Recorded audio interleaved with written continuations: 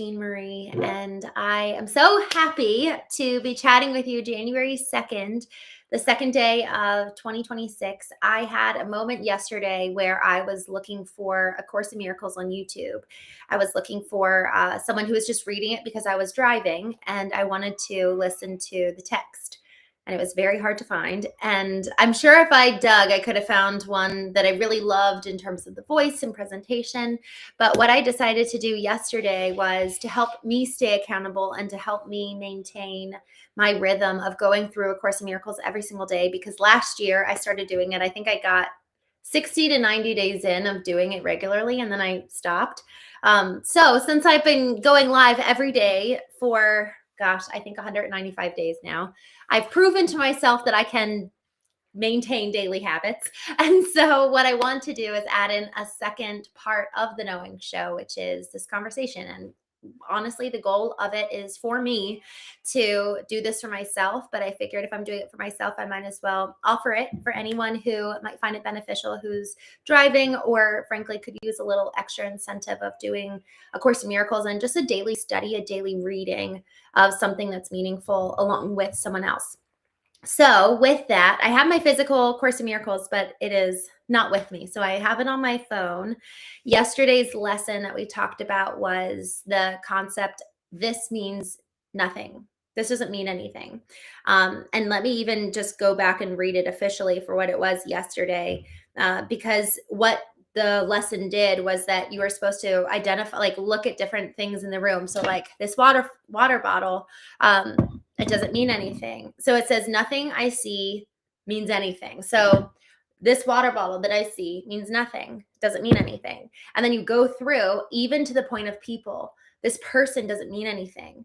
And the point is that the value I assign to something probably is not true to the actual value that it is. And also that's kind of the first step to letting go and to be curious about the world around us, because for so many of us, we approach and engage with the world with a preset lens. And whether that lens, like when you put up your face at an optometrist office and you put your face close and then you look through the dials and then you can see clearly based on the lens that they give you, all of us are looking at the world through a certain lens. And if we ever want to change the lens, and if we want to have an accurate lens, sometimes we have to actually remove the lens to begin with, and then we can start applying something new. So yesterday, with this concept of effectively what I'm looking at doesn't mean anything, that's kind of starting neutral, starting at a baseline, and then we get to add to it. So today's lesson on top of that is what we're going to be reading. So lesson number 2, and I'm going to do this with you all. I actually haven't read it yet. So lesson number 2, I have given everything I see in this room, my water bottle, the lamp, my lip gloss. I have given everything I see in this room all the meaning that it has for me. The exercises with this idea are the same as those for the first one. Begin with the things that are near you and apply the idea to whatever your glance rests on.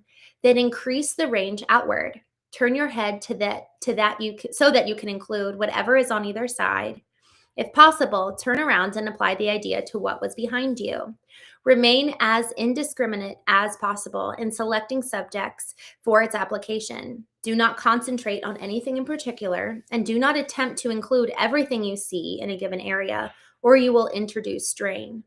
Merely glance easily and fairly quickly around you, trying to avoid selection by size, brightness, color, material, or relative importance to you. Take the subjects simply as you see them. Try to apply the exercise with equal ease to a body or a button, a fly or a floor, an arm or an apple. The sole criterion for applying the idea on anything is merely that your eyes have lighted on it. Make no attempt to include anything particular, but be sure that nothing is specifically excluded. So I invite you to do that with me now. I'm actually going to do this. So the lesson, I have given everything I see in this room. I have given this lamp all the meaning that it has for me. I have given these curtains all the meaning that it has for me. I've given the roof outside all of the meaning that it has for me. I just had a thought that I just wanted to share with you guys as I'm doing this exercise. Y'all, we have so much power. We have so much power over what we choose to give meaning to things. So I love what she said here, where she says about the body and the button. Oh wait, I accidentally hopped back to lesson 1. Let me go back to lesson 2. Okay, she says, take the subjects simply as you see them. Try to apply the exercise with equal ease to a body or a button.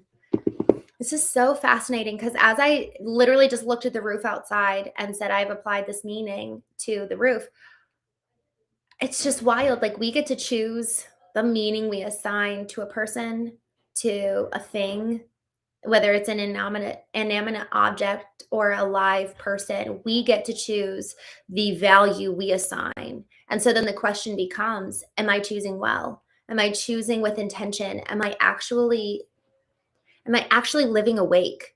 Or am I subconsciously assigning meaning to things?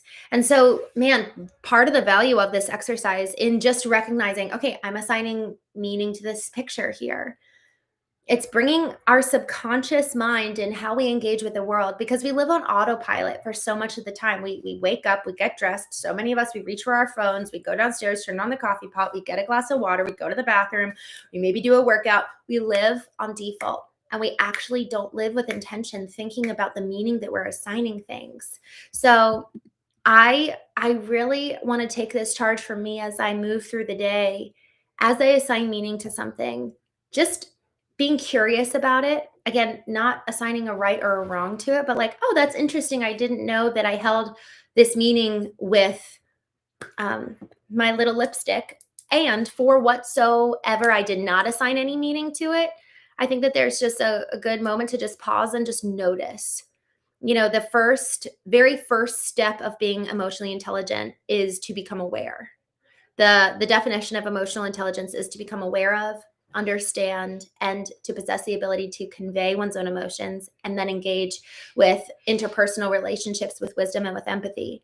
But if we're not aware, that's so impossible to ever be able to get to those other steps, to be engaging with empathy and with wisdom. If we're not first aware, man, we're really going to have a hard time being able to engage well with others. And so just such a good point about this lesson for me today is bringing my subconscious into awareness.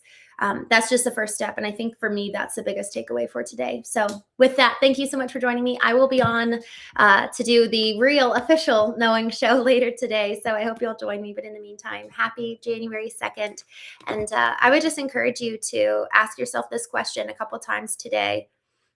And it's not even a question, it's just kind of an awareness.